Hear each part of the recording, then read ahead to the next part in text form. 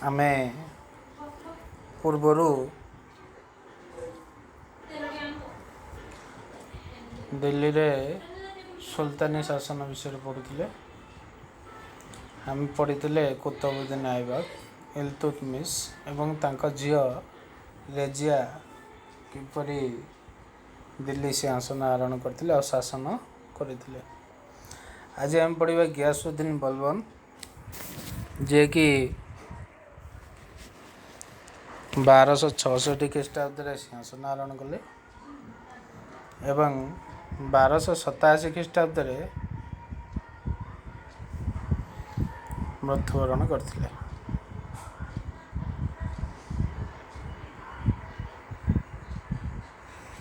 गियासुद्दीन बलबन सुल्तान होगा पूर्व इल्तुतमिश 40 जन कृतदास मध्य जन थे। इल्तुतमिश पाखरे थिबा 40 जन कृतदास मध्य गियासुद्दीन बलबन थे जड़े।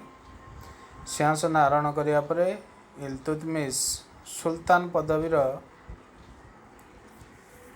मर्यादा क्षमता प्रभाव बढ़ावाई लगी पड़ते। बलबन तांका सैन्य बाहिनी को पुनः संगठित करथिले।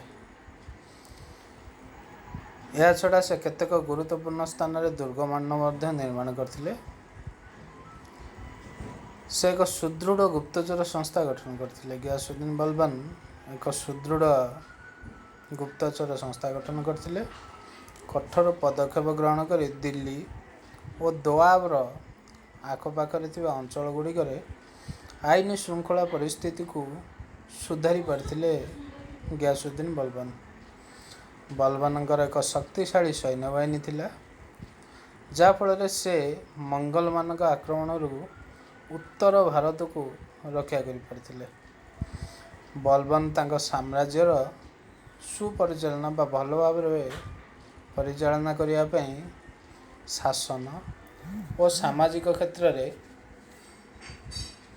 अनेक परिवर्तन आनिथिले। कला और साहित्यर विकास तांको पृष्ठपोषकता हेतिला। गियासुद्दीन बलबन शासन कार्य सामाजिक व्यवस्था इत्यादि परिवर्तन सब आनिथिले। कला और साहित्य क्षेत्र में मध्य विकास करथिले। से अनेक ज्ञानी और विद्वान लोक मानको तांको दरबार रे स्थान देथिले। ए जो ज्ञानी विद्वान लोक मानको तांको राज दरबार रे गियासुद्दीन बलबन स्थान देथिले। सेमान मध्य अमीर खुसरो होचंदी अन्यतम। बलबन अनेक मस्जिद निर्माण करथिले। यही सब कार्य में बलबन दासवंशर श्रेष्ठ सम्राट रूपे परिगणित होते।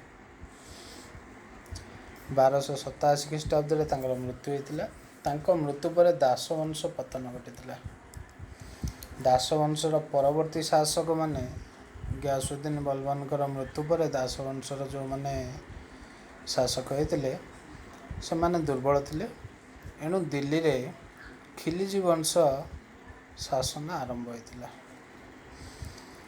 खिलजी वंश शासक मानक मध्य 1290 रु 1320 पर्यंत शासन करथिले। 1290 ख्रीष्टाब्द जलाउद्दीन खिलजी सिंहासन आरोहण करथिले।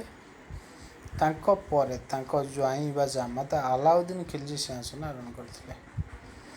अलाउद्दीन खिलजी 1296 ख्रीष्टाब्द सिंहासन आरोहण कले। 1316 ख्रीष्टाब्द मृत्युवरण कले। अलाउद्दीन खिलजी 1296 ख्रीष्टाब्द दिल्ली सिंहासन आरोहण कर 1316 पर्यंत 20 वर्ष शासन करथिले। एटी अलाउद्दीन खिलजी पट्टचित्र अच्छी। सुल्तान इतिहास अलाउद्दीन खिलजी स्थान स्वतंत्र अच्छी। से द्वितीय अलेक्जेंडर हो समग्र पृथ्वी को जय करने चेष्टा करते इच्छा थी। अलेक्जेंडर जमती समग्र पृथ्वीर सम्राट होगा चाहिए, ठीक सेमती अलाउद्दीन खिलजी समग्र पृथ्वी को जय करने इच्छा करते। मात्र वृद्ध पारिषद आला उल मुल्क परामर्श क्रमे आला उल मुल्क तांकर पारिषद थे। आ से परामर्श देते प्रथमे भारत को जय करने। तेणु से प्रथमे सारा भारत को जय करने निष्पत्ति नहीं। याछड़ा 3टा काम से दृढ़ इच्छा शक्ति प्रकाश करते। सेगुड़ा हूँ तुर्क सामंत मान क्षमता ह्रास। से समय तुर्क सामंत मान क्षमता अधिक थिला, तेणु ताकू किपरि कमा जाई परियो से विषय तांकर दृढ़ इच्छा थिला। दाक्षिणात्य और राजस्थान विजय करने इच्छा थिला। आ मंगल शक्तिर ध्वंस साधन बा मंगल शक्ति मंगल साम्राज्य को ध्वंस करने तांकर इच्छा थिला। यही इच्छा पूरण पाई तांकर एक विराट सैन्य बाहिनी आवश्यकता पड़ता। सैन्य बाहिनी खर्च तुलाइवा से गंगा जमुना मध्यवर्ती दोआब अंचल बास कर धनी लोक मान अधिक कर बसुले। जेहेतु गंगा जमुना मध्यवर्ती दोआब अंचल उर्वर अंचल थिला, सेठी भल चाष होउतिला। तेणु यही सब अंचल जो धनी लोक मैंने थे से अधिक कर बसई अलाउद्दीन खिलजी। याछड़ा जमी माप कर तदनुसार कर बसाऊला। क्यों चाषी पाखे केते जमी अच्छी माप करा जाए से हिसाब से चाषी मान कर दिया। यहीपरि भाव में अलाउद्दीन विभिन्न सूत्र कर संग्रह माध्यम अर्थ राशि राजकोष को आनी राजकोष वृद्धि होता। जिनपतर दाम से नियंत्रण करते।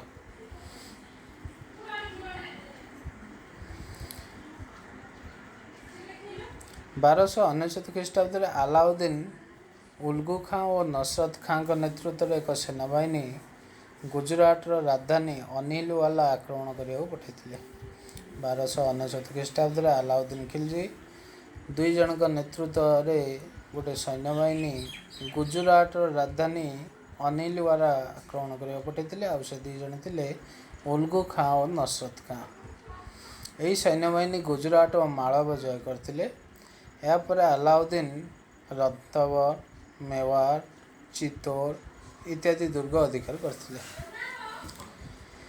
अलाउद्दीन खिलजी राणी पद्मिनी को पाइबा मेवाड़ आक्रमण कर अधिकार करते, किंतु राणी पद्मिनी को निज राज्य को आनिबा परे राणी पद्मिनी सहित अन्य राजपूत राणी माने जहर व्रत पालन कर अग्नि झास देते। उपरोक्त राज्यगुड़िक व्यतीत अलाउद्दीन सिवाना और जालोर इत्यादि राज्य जय करते। उत्तर भारतर अनेक गुड़े राज्य जय कलापर 1307 ख्रीष्टाब्द मालिक काफूर सेनापतित्व अलाउद्दीन दक्षिण भारतर विभिन्न राज्य जय करने एक विराट सैन्यबाहिनी पठाई। अलाउद्दीन खिलजी 1307 मालिक काफूर नेतृत्व में सैन्यबाहिनी दक्षिण भारत जय करने पठाई। मालिक काफूर दक्षिण भारतर देवगिरी, तेलंगाना, द्वारा समुद्र, पांड्य, होयसाल इत्यादि राज्य जय कर प्रचुर परिमाण टंका सुना आनी। यही सब राज्यर राजा मैंने निज निज राज्यर शासक रहा सुल्तानी अनुमति देते। यही सब जो राज्य गुड़िक मालिक काफूर जीति विजय लाभ करते से सब राज्य से राजा मैंने दायित्व रही अलाउद्दीन खिलजी अनुमति देते। या बदल से सुल्तान को नियमित कर दौले। यहीपरि भाव में अलाउद्दीन खिलजी गोटे विराट साम्राज्यर शासनकर्ता हो पारथिले।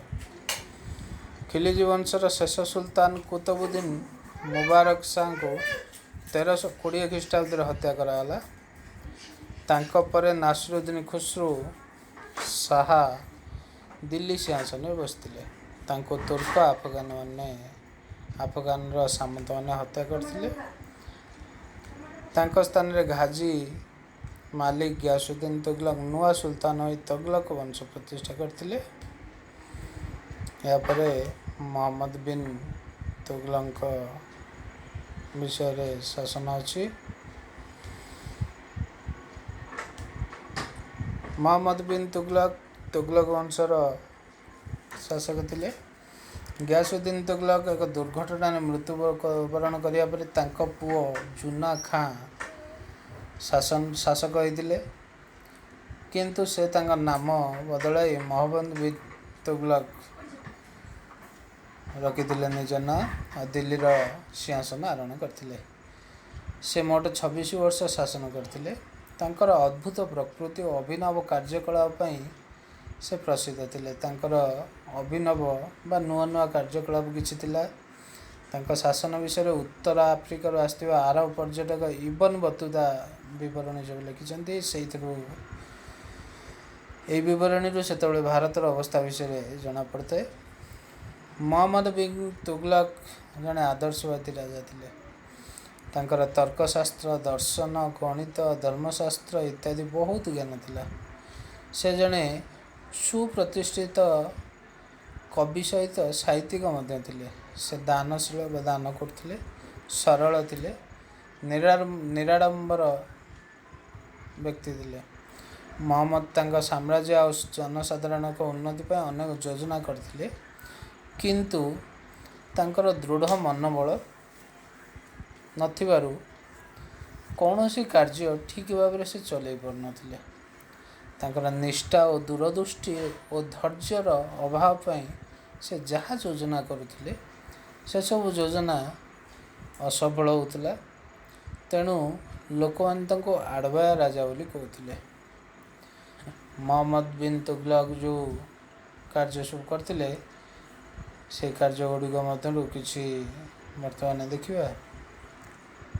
प्रथमे दोआब अंचल कर वृद्धि करथिले 1326 ख्रीष्टाब्द। मोहम्मद बिन तुगलक भारत तथा मध्य एशियार केतक राज्य जय करने इच्छा करथिले। यही कार्य करने गोटे विराट सैन्य बाहिनी तक आवश्यकता थिला। तेणु यह सैन्य बाहिनी खर्च तुलैया से दोआब अंचल गंगा और जमुना नदीर मध्यवर्ती अंचल दोआब अंचल जो चाषी मैंने चाष करते से अधिक कर आदाय करने आदेश देते। किंतु दुर्भाग्यवशतः से वर्ष भल वर्षा है नहीं, फसल नष्ट हो गला। से लोक मैंने कर दे पारे। मोहम्मद बिन तुगलक चाषी मान जबरदस्त कर आदाय करने आदेश देले। कर आदाय सुल्तान जो कर्मचारी मैंने जाते से बल प्रयोग कले चाषी मान।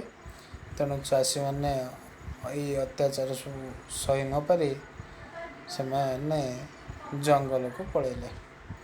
राजस्व आदायकारी मैंने से गोड़ाई केते जन हत्या कले। यही सब कारण उर्वर दोआब अंचल फसल न हो दुर्भिक्ष देखा देता।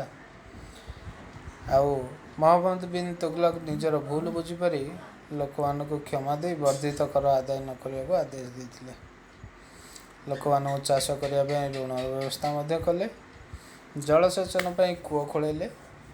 मात्र एसबू डेरी बा विलंबरे होइतिबारु ता फलवती हो पार नथिला। परवर्ती तांकर कार्यकलाप थिला राजधानी परिवर्तन। 1326 से दोआब अंचल कर बसैथिले। 1327 ठीक वर्ष पर मंगोल मानक आक्रमण देश को रक्षा करने दाक्षिणात्यर विभिन्न राज्य को सहज नियंत्रण करने मोहम्मद बिन तुगलक निज राजधानी दिल्ली दौलताबाद उठे नहीं। मात्र तांकर यह कार्य ठीक भाव हो पारि नथिला। कारण से केवल दरबार और राजकर्मचारी को न नहीं दिल्लीर समस्त अधिवासी को दौलताबाद पर्यंत स्थानांतरित करथिले। दिल्ली दौलताबाद प्राय 1500 किलोमीटर होइतिबारु बाटर बहुत लोग प्राण हरैले। या छड़ा दौलताबाद परिवेश, जलवायु, खाद्य लोक मान अनुकूल हो नथिबारु अनेक लोक मृत्युवरण कले। या छड़ा उत्तर भारत दौलताबाद ठारू बहुत दूर होइतिबारु एही अंचल उपरे तांकर नियंत्रण रहिला नै। फल पुणी वर्षे पर अर्थात 1328 ख्रीष्टाब्द बेलू दौलताबाद दिल्ली को पुणी थे राजधानी फेराई आनले। जार फलस्वरूप दक्षिण भारत में बाहमनी और विजयनगर राज्य निज निजर प्रभाव विस्तार करथिले। तांकर परवर्ती कार्य थिला ताम्र मुद्रा प्रचलन। मोहम्मद बिन तुगलक ତାଙ୍କର ଗୋଟିଏ ଅସଫଳ କାର୍ଯ୍ୟ ଥିଲା ତାମ୍ର ମୁଦ୍ରା ପ୍ରଚଳନ। 1329 ଖ୍ରୀଷ୍ଟାବ୍ଦରେ ସେ ଏହି କାର୍ଯ୍ୟ କରିଥିଲେ। ସେ ଘୋଷଣା କରିଥିଲେ ଯେ ରାଜ୍ୟର ଯେକୌଣସି ବ୍ୟକ୍ତି ତାମ୍ର ମୁଦ୍ରା ଦେଇ ସୁନା ଓ ରୂପାର ଟଙ୍କା ନେଇଯାଇପାରିବେ। ଏହାର ଉଦ୍ଦେଶ୍ୟ ଥିଲା ତାଙ୍କର ଶୂନ୍ୟ ରାଜକୋଷ ପୂରଣ କରିବା ପାଇଁ। ଏଗୁଡ଼ା ଦେଇକି ଲୋକମାନେ ରାଜକୋଷରୁ ସୁନା ରୂପା ବଦଳେଇ ନେବା ବ୍ୟବସ୍ଥା କରିଦେଲେ। ଏହାର ସୁଯୋଗ ନେଇ ଲୋକମାନେ ତମ୍ବା ଟଙ୍କା ତିଆରି କରି ଏହାକୁ ବଦଳେଇ ରାଜକୋଷରୁ ସୁନା ରୂପା ନେଇଗଲେ, ଯାହାଫଳରେ ରାଜକୋଷରେ ଟଙ୍କା କମିଯାଇ ରାଜ୍ୟ ଗରିବ ହୋଇଗଲା। ଏଥିପାଇଁ ରାଜ୍ୟର ବାଣିଜ୍ୟ କାରବାର ଅଚଳାବସ୍ଥାରେ ପହଞ୍ଚିଲା।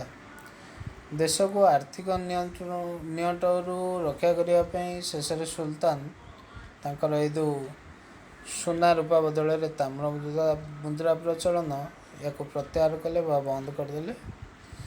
ଲୋକମାନଙ୍କ ବହୁବିଧ ଉନ୍ନତି ପାଇଁ ବା ଲୋକମାନଙ୍କ ଉନ୍ନତି ପାଇଁ ସେ ଅନେକ ଶାସନ ନୀତି ପ୍ରଣୟନ କରିଥିଲେ।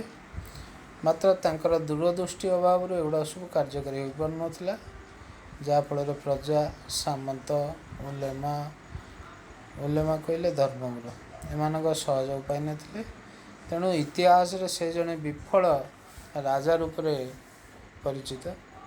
ତଗଲକ ବଂଶ ପରେ ଭାରତରେ ସୟଦ ବଂଶ ଓ ଲୋଦୀ ବଂଶ ଶାସନ କରିଥିଲେ। ଲୋଦୀ ବଂଶର ରାଜାମାନଙ୍କ ଉପରେ ଆଫଗାନମାନେ ଖୁସି ନଥିବାରୁ ଏମାନେ କାବୁଲ ରାଜା ବାବରଙ୍କ ସହ ସମ୍ପର୍କ ସ୍ଥାପନ କରିଥିଲେ। 1526 ଖ୍ରୀଷ୍ଟାବ୍ଦରେ ଇବ୍ରାହିମ ଲୋଦୀ ଶାସନରୁ ବିତାଡ଼ିତ ହୋଇଥିଲେ। ତାଙ୍କ ପରେ ଦିଲ୍ଲୀରେ ମୋଗଲ ବଂଶ ଶାସନ କରିଥିଲା।